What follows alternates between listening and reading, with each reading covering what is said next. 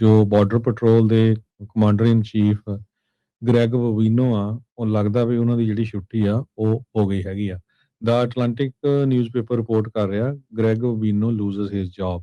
ਸੋ border patrol ਦੇ chief ਕਹਿੰਦੇ ਵੀ ਉਹਨੂੰ ਉਹਦੀ ਪੋਜੀਸ਼ਨ ਤੋਂ ਕੱਢ ਦਿੱਤਾ ਗਿਆ ਹੈਗਾ। ਸੋ ਹੁਣ ਉਹ ਐਲ ਸੈਂਟਰੋ ਨੂੰ ਕੈਲੀਫੋਰਨੀਆ ਨੂੰ ਵਾਪਸ ਜਾਊਗਾ।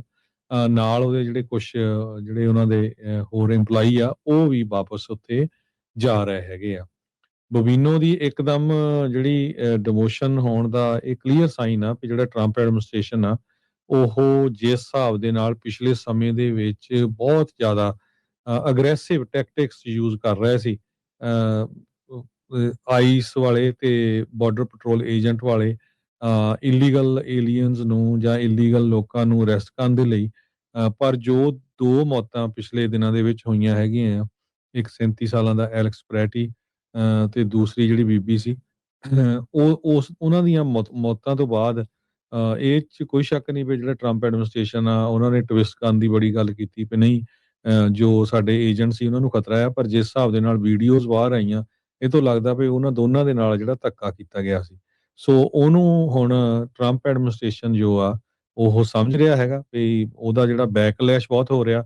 ਈਵਨ ਵਿਦਇਨ ਰਿਪਬਲਿਕਨ ਪਾਰਟੀ ਬਹੁਤ ਸਾਰੇ ਜਿਹੜੇ ਕਾਂਗਰਸਮੈਨ ਜਾਂ ਸੈਨੇਟਰ ਆ, ਉਹ ਇਸ ਗੱਲੋਂ ਅਪਸੈਟ ਆ। ਸਿਰਫ ਉਹ ਟਰੰਪ ਨਾਲ ਇਸ ਗੱਲ ਨਹੀਂ ਗੱਲ ਕਰਨੀ ਚਾਹੁੰਦੇ ਵੀ ਹੁਣ ਪਤਾ ਨਹੀਂ ਵੀ ਉਹਨਾਂ ਨੇ ਮੂਹਰੇ ਬੋਲਣਾ ਕੀ ਆ। ਪਰ ਉਹਨਾਂ ਨੂੰ ਪਤਾ ਹੈ ਵੀ ਉਹਨਾਂ ਦੀ ਪੋਜੀਸ਼ਨ ਵੀ ਜਿਹੜੀ ਆ, ਉਹ ਆਉਣ ਵਾਲੀਆਂ ਇਲੈਕਸ਼ਨਾਂ ਦੇ ਵਿੱਚ ਖਤਰੇ 'ਚ ਹੋ ਸਕਦੀ ਹੈਗੀ ਆ।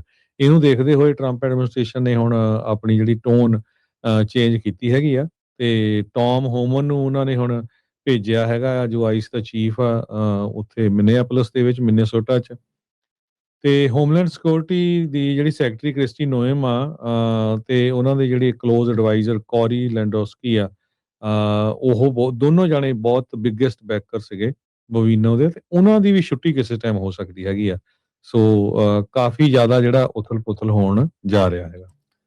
ਜੀ ਬਿਲਕੁਲ ਹਰਜੋਤ ਸਿੰਘ ਜੀ, ਫਰਕ ਤਾਂ ਜਿਹੜਾ ਇਸ ਦੇ ਕਰਕੇ ਜਿਹੜਾ ਉਹ ਪਿਆ ਆ, ਇਹ ਬਾਰਡਰ ਜ਼ਾਰ ਨੇ ਟੌਮ ਹੋਮਨ, ਇਹ ਕਿਸੇ ਇਸ ਤਰੀਕੇ ਦੇ ਨਾਲ ਕਿਸੇ ਮਹਿਕਮੇ ਦੇ ਮੇਨ ਉਹ ਨਹੀਂ ਹੈਗੇ ਵੀ ਉਹਨਾਂ ਨੂੰ ਡਾਇਰੈਕਟਰ ਹੈਗੇ ਆ, ਜਿੱਦਾਂ ਕ੍ਰਿਸਟੀ ਨਿਓਮ ਆ, ਇਹਨਾਂ ਨੂੰ ਸੈਨੇਟ ਨੇ ਅਪਰੂਵ ਕੀਤਾ ਹੈ। ਗ੍ਰੈਗਰੀ ਬੋਵੀਨੋ CBP ਦੇ EMPLOYEE ਜਿੱਦਾਂ ਉਹ ਹੈਗੇ ਆ, ਉਸ ਤਰੀਕੇ ਦੇ ਨਾਲ ਟੌਮ ਹੋਮਨ ਨਹੀਂ ਆ। ਹਾਂ, ਇਹਨਾਂ ਦਾ ਪੁਰਾਣਾ ਲਾ ਐਨਫੋਰਸਮੈਂਟ ਦਾ CBP ਦਾ ਤਜਰਬਾ ਜ਼ਰੂਰ ਹੈਗਾ ਆ।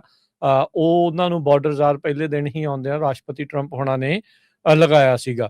ਸੋ ਉਹਨਾਂ ਨੂੰ ਹੁਣ ਉੱਥੇ ਘੱਲਿਆ ਗਿਆ। ਇਹਨਾਂ ਦੋਨਾਂ ਨੂੰ ਇੱਕ ਹਿਸਾਬ ਦੇ ਨਾਲ ਸਾਈਡ ਲਾਈਨ ਜਿਹੜਾ ਉਹ ਕਰਕੇ, ਸੋ ਟੈਂਪਰੇਚਰਸ ਕੂਲ ਡਾਊਨ ਹੋਣ, ਇਹਦੇ ਲਈ ਜਿਹੜੇ ਟੌਮ ਹੋਮਨ ਆ ਉਹਨਾਂ ਨੂੰ ਘੱਲਿਆ ਆ। ਵਾਈਟ ਹਾਊਸ ਨੇ ਇਹੀ ਨਾਲ ਬਿਆਨ ਦਿੱਤਾ ਸੀਗਾ ਵੀ ਹਾਂ ਜੀ, ਇਹ ਫਰਾਡ ਦੇ ਵਿੱਚ ਜਾਂਚ ਦੇ ਵਿੱਚ ਮਦਦ ਕਰਨ ਦੇ ਲਈ ਉੱਥੇ ਜਾ ਰਹੇ ਨੇ। ਪਰ ਸਭ ਨੂੰ ਹੀ ਪਤਾ ਹੈ ਵੀ ਕਿਹੜੇ ਮਾਹੌਲ ਦੇ ਵਿੱਚ ਉਹਨਾਂ ਨੂੰ ਹੁਣ ਉੱਥੇ ਜਾਣਾ ਪਿਆ ਹੈ। ਨੈਗੇਟਿਵ ਜਿਹੜੀ ਇੱਕ ਹਿਸਾਬ ਦੇ ਨਾਲ ਆਊਟਲੁੱਕ ਸਰਕਾਰ ਨੂੰ ਲੈ ਕੇ ਕਾਫੀ ਜ਼ਿਆਦਾ ਜਿਹੜੀ ਉਹ ਬਣ ਚੁੱਕੀ ਹੈਗੀ ਆ।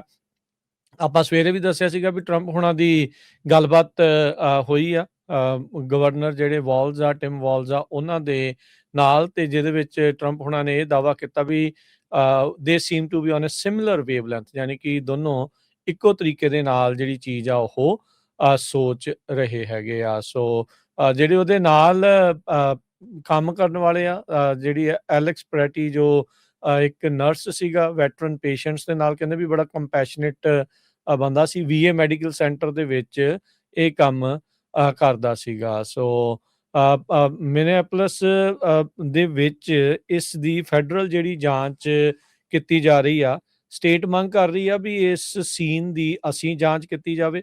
ਉਧਰ ਆਲਰੇਡੀ ਇੱਕ ਜੱਜ ਨੇ ਇੰਜੰਕਸ਼ਨ ਲਾ ਦਿੱਤਾ ਆ, ਇਸ ਚੀਜ਼ ਦੇ ਉੱਤੇ ਰੋਕ ਲਾ ਦਿੱਤੀ ਆ ਫੈਡਰਲ ਏਜੰਟਸ ਨੂੰ ਵੀ ਕਿਸੇ ਵੀ ਤਰੀਕੇ ਦਾ ਜਿਹੜਾ ਐਵੀਡੈਂਸ ਆ ਉਹਨੂੰ ਇੱਧਰ ਉੱਧਰ ਨਾ ਕੀਤਾ ਜਾਵੇ ਤੇ ਉਹਨੂੰ ਐਜ਼ ਇਟ ਇਜ਼ ਜਿਹੜਾ ਉਹ ਰੱਖਿਆ ਜਾਵੇ, ਤਾਂ ਜੋ ਜਿਹੜੀਆਂ ਸਟੇਟ ਅਥਾਰਟੀਜ਼ ਆ ਵੀ ਜੇ ਉਹਨਾਂ ਦਾ ਅਧਿਕਾਰ ਖੇਤਰ ਬਣਦਾ ਹੋਇਆ ਵੀ ਉਹ ਬਾਅਦ ਦੇ ਵਿੱਚ ਉਸ ਦੀ ਜਾਂਚ ਕਰ ਸਕਣ। ਤੇ ਮਿਨੀਐਪੋਲਿਸ ਦੇ ਪੁਲਿਸ ਚੀਫ ਨੇ ਕਿਹਾ ਵੀ ਬੋਵੀਨੋ ਦੇ ਜਿਹੜੇ ਐਕਸ਼ਨ ਆ ਨਾਟ ਹੈਵ ਬੀਨ ਹੈਲਪਫੁਲ, ਵੀ ਇਹਨਾਂ ਦੇ ਨਾਲ ਕੋਈ ਮਦਦ ਨਹੀਂ ਹੋ ਰਹੀ ਹੈਗੀ। GOP ਦੇ ਜਿਹੜੇ ਕੈਂਡੀਡੇਟ ਆ, ਉਹਨਾਂ ਨੇ ਰੈਟਰੀਬਿਊਸ਼ਨ ਦੀ ਗੱਲ ਕਰਦੇ ਹੋਏ ਉਸ ਰੇਸ ਚੋਂ ਜਿਹੜੇ ਉਹ ਬਾਹਰ ਹੋ ਗਏ ਆ। DHS ਨੇ ਉੱਦਾਂ ਕਿਹਾ ਵੀ ਇਹਨਾਂ ਨੂੰ ਫਾਇਰ ਨਹੀਂ ਕੀਤਾ ਗਿਆ, ਜਿਹੜੇ ਗ੍ਰੈਗਰੀ ਬੋਵੀਨੋ ਆ ਉਹਨਾਂ ਨੂੰ, ਹਾਂ ਵੀ ਉੱਥੋਂ ਕਿਹਾ ਵੀ ਮਿਨੀਐਪੋਲਿਸ ਤੋਂ ਜਿਹੜਾ ਚਲੇ ਜਾਓ। ਬਵੀਨੋ ਜਦੋਂ ਵੀ ਘੁੰਮਦਾ ਹੈ ਆਲੇ ਦੁਆਲੇ 10-12 14 ਜਿਹੜੇ ਆਈਸ ਦੇ ਜਿਹੜੇ ਹੋਰ ਏਜੰਟ ਬਾਰਡਰ ਪੈਟਰੋਲ ਦੇ ਜਿਹੜੇ ਏਜੰਟਸ ਆ ਉਹ ਨਾਲ ਉਹਨਾਂ ਦੇ ਹੁੰਦੇ ਆ।